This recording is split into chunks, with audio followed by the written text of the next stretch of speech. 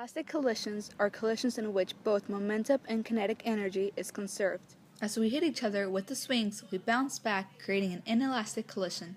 All the kinetic energy and momentum is conserved. The momentum lost by Karol is gained by Emily. For example, let's pretend we're going 2 miles an hour. Karol's mass is 53.07 kilograms and Emily's is 61.689. Tension is the pulling force exerted by each end of a string or similar item. When Emily is holding on to two different rings with both hands, the tension is divided. It is divided because her mass is evenly distributed with both hands.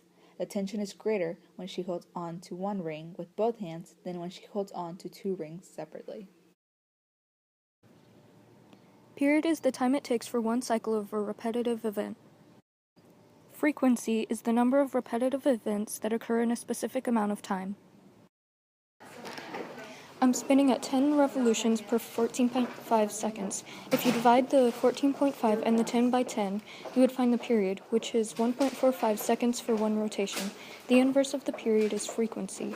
I have a frequency of 0.69 rotations for 1 second. Momentum is the property that a moving object has due to its velocity and mass. As Karol goes down the slide, she gains momentum. Momentum can be calculated by the equation momentum equals mass times velocity.